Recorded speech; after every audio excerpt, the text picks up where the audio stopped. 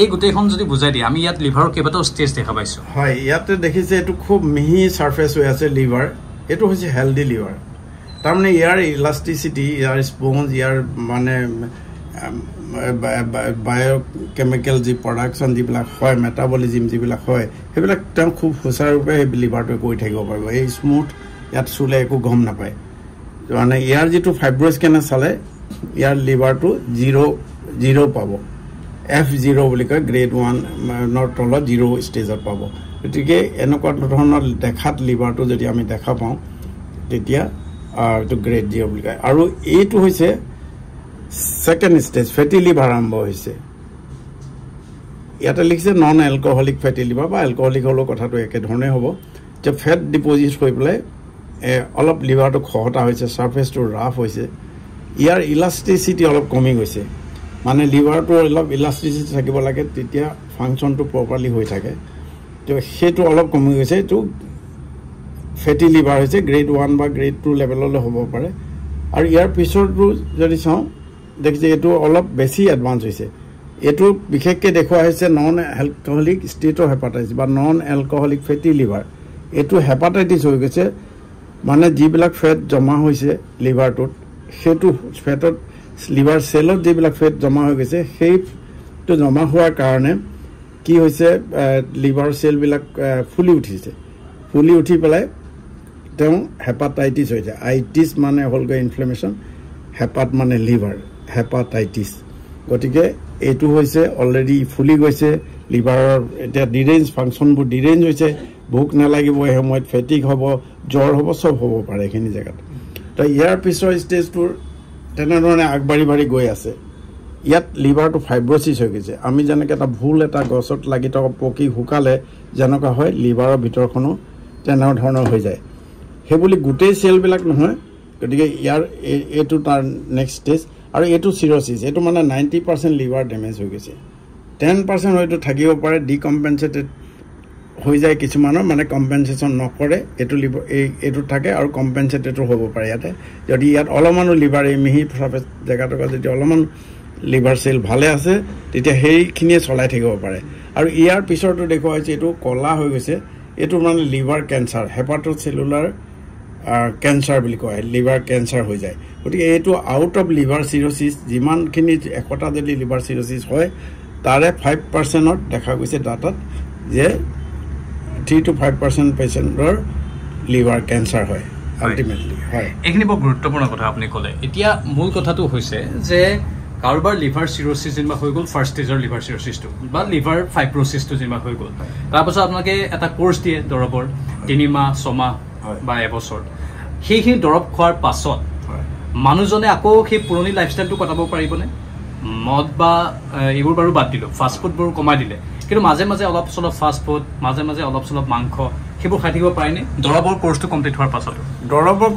কোৰ্চটো complete হোৱাৰ পাছত তেওঁক যিখিনি লাইফষ্টাইল মডিফিকেশ্যন দিয়া হৈছে সেইখিনি কণ্টিনিউ কৰিব লাগিব তেওঁলোকে কেতিয়াও সেই লিভাৰ টক্সিক যিকোনো বস্তুৱে কৰিব নোৱাৰিব ইভিন তেওঁ লাইফষ্টাইলটো তেওঁক যদি আমি 5 কিলোমিটাৰ খোজকাঢ়িব দিছোঁ বা 10 কিলোমিটাৰ খোজকাঢ়িব দিছোঁ তেওঁ সেই কামখিনি তেওঁ কণ্টিনিউৱাছলি কৰিব লাগিব কাৰণ তেওঁ যদি ৰৈ দিলে আকৌ তাত এই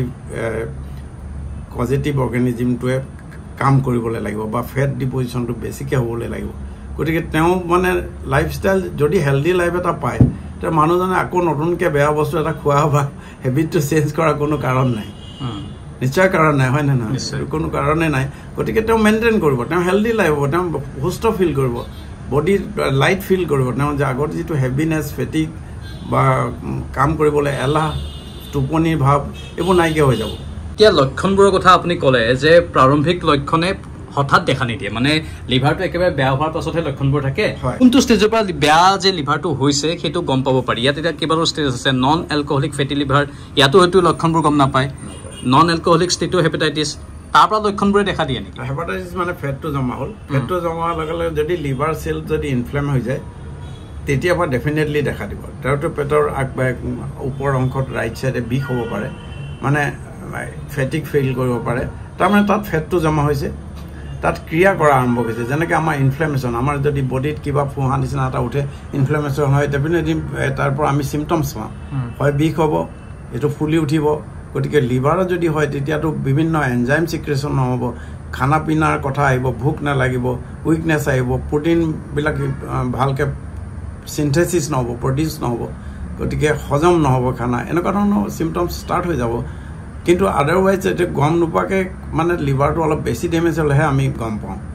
আৰু বেছি ডেমেজ যেতিয়া গম পায় তেতিয়া জণ্ডিছ হ'ব পাৰে জ্বৰ হৈ জণ্ডিছ হৈ আকৌ ছাবচাইড হৈ পেলাই থাকি যাব পাৰে বহুত দিন মানে এনেকুৱাও হয় যেতিয়া ভাইৰেল হেপাটাইটিছ এটা হয় তেতিয়া প্ৰথম 6 সপ্তাহমানৰ ভিতৰতে জণ্ডিছ হ'ব জ্বৰ হ'ব এই গৈ পেলাই আকৌ লাহেকৈ বডিৰ যিটো ছিষ্টেম আছে ইমিউন ছিষ্টেমে ভাইৰাছটো মাৰি পেলাব কিন্তু মাৰি পেলালেও তাত কিছুমান ভাইৰাছৰ একশ্যনবিলাক ইমিউনজেনিকেলি আগবাঢ়ি গৈ থাকিব পাৰে তাৰমানে লিভাৰ টিচু চেলবিলাক ডেমেজ কৰি গৈ থাকিব পাৰে গতিকে তেনেধৰণে এইটো হৈ থাকিব পাৰে মানে যদি আমি লক্ষণবোৰ বুলি কওঁ তেনেহ'লে এই নন এলকহলিক ষ্টিটোহেপাটাইটিছ আৰু লিভাৰ ফাইব্ৰ'চিছ এইখিনি সময়ৰ পৰাই লক্ষণবোৰ আৰম্ভ হয় মানে যিবোৰ লক্ষণ কৰে প্ৰথমতে ফেটটো জমা হয় এটা চেলত প্ৰথমতে ফেট জমা হয় ফেটটো জমা হোৱাৰ লগে লগে যদি নন এলকহলিক মানে এলকহলে কৰা নাই তাৰো মাত্ৰা আছে কিন্তু এলকহলে কৰা নাই মানে এলকহলৰ কাৰণে হোৱা নাই তেতিয়াহ'লে কি হ'ব ফেট বৰ অবেছ মানুহ এজন হ'ব পাৰে বা খানা পিনা বা যাৰ মেটাবলিকেলি ফেট বেছি জমা হয় তো ফেটটো প্ৰথমতে চেলত জমা হ'ব আপুনি ধৰক মিলিয়নছ অফ লিভাৰত চেল আছে আমি চেল এটা চেলত আমি যদি ধৰোঁ যে আমাৰ গ্লুক'জ মানে ষ্টাৰ্চ খালে বেছিকৈ খালে মানুহে বেছি খালে আমাক প্ৰয়োজনতকৈ যদি আমি বেছি খাই দিওঁ তেতিয়া সেই চেলটোত কি হ'ব প্ৰথমতে গ্লুক'জ জমা হ'ব গ্লুক'জটো আমাক লাগে এনাৰ্জিৰ কাৰণে এই এনাৰ্জিটো কোনে কনভাৰ্ট কৰিব যে আমাৰ ইনচুলিন আহিব বডিৰ পৰা যেতিয়া ইনচুলিন আহিব আহি পেলাই সেই গ্লুক'জটো কনভাৰ্ট কৰি এনাৰ্জি প্ৰডাকশ্যন কৰিব আমাৰ কাৰণে ভাল হেল্ডি কিন্তু কিমান পাৰ্চেণ্টলৈ গ্লুক'জ যদি এটা চেলত 5% বা মেক্সিমাম 10% 5%তকৈ বেছি হ'লে বৰ এটা ভাল নহ'ব 10%ৰ ওপৰত যদি গুচি যায় এইটো ফেটি লিভাৰ গ্ৰেড 1লৈতো আহিবই আপ টু 30% গ্ৰেড 1লৈকে আহিব গতিকে সেই সময়ত কি হ'ব চেলটো লাহে লাহে ইনফ্লেম হ'ব তাৰমানে ইনচুলিন যিমান আহিব গ্লুক'জটো এনাৰ্জিলৈ কনভাৰ্ট কৰিব নোৱাৰিব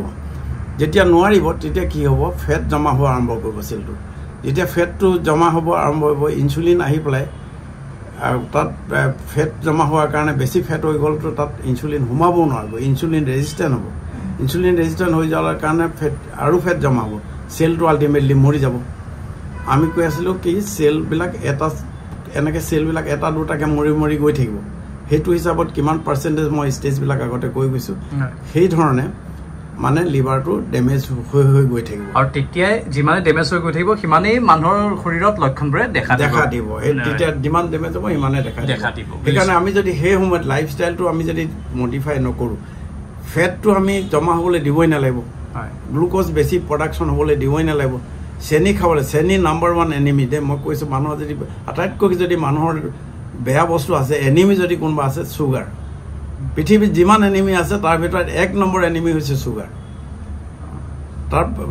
বডিৰ কাৰণে নিজৰ কাৰণে সেইটোৱে আপুনি ভাবি লওক যে চুগাৰটো কেতিয়াও খাবই নালাগে নিশ্চয় গুৰুত্বপূৰ্ণ কথা ক'লে আৰু আমি নতুন বহু তথ্য পালোঁ ডক্টৰ অঞ্চল কুমাৰ শইকীয়া ডাঙৰীয়াৰ পৰা আপোনাক অশেষ ধন্যবাদ জনাইছোঁ আৰু আজিলৈ বিদায় লৈছোঁ নমস্কাৰ